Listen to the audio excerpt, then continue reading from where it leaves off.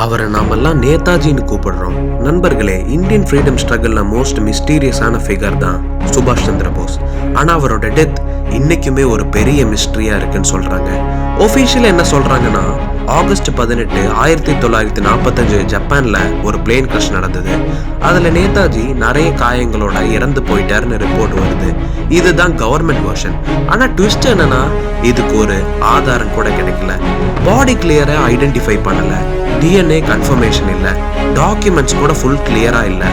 அதனால நிறைய சந்தேகங்கள் வருது. பலர் என்ன நினைக்கிறாங்கன்னா, நேதாஜி அந்த பிளேன் கிராஷ்ல இறங்க போகவே இல்லை, அவர் சீக்கிரட்டா ரஷ்யா இல்லைன்னா சைனாக்கு எஸ்கேப் ஆயிட்டாரு நிறைய தியரி சொல்றாங்க. சம் ரிப்போர்ட்ஸ் என்ன சொல்றாங்கன்னா, சோவியத் யூனியன்ல டிடென்ஷன்ல இருந்தாருன்னு. இன்னொரு ஷாக்கிங் தியரி என்னன்னா, இந்தியாக்குள்ள இவர் வேஷம் போட்டு திருப்பி வந்தாருன்னு. கும்நமி பாபா, பகவான்ஜி கும்நமி பாபான்னு இன்னொரு மிஸ்டீரியஸ் பர்சன். அவர் தான் நேதாஜின்னு பலருமே நம்புறாங்க. அவர்கிட்ட இருந்த லெட்டர்ஸ், ஹேபிட்ஸ், நாலேஜ் எல்லாமே நேதாஜி மாதிரி இருந்துச்சுன்னு சொல்றாங்க. கவர்மெண்ட் இதை இன்வெஸ்டிகேட் பண்றதுக்கு 2-3 கமிஷன்ஸ் செட் பண்ணாங்க. Shah Nawaz committee, Khosla commission, Mukherjee commission, 3 கமிஷனுங்க. ஆனா ஒரு ரிசல்ட் கூட கிடைக்கல. ஒருத்தர் என்ன சொல்றாங்கன்னா, இவர் கிராஷ்ல இறந்துட்டாருன்னு.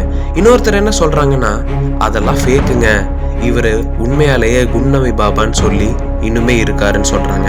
ஸோ கொஸ்டின் என்னன்னா, நேதாஜி உண்மையிலேயே 1945 இறந்தாரா, இல்ல ஹிஸ்டரியில இருந்து மறைந்தாரா, இல்ல கும்நமி பாபான்னு திருப்பி வந்தாரா? ஒரு ஃப்ரீடம் ஃபைட்டர், ஒரு லீடர், ஒரு லெஜெண்ட். அவரோட லாஸ்ட் சாப்டர் மட்டும் இன்னைக்குமே கம்ப்ளீட் ஆகல.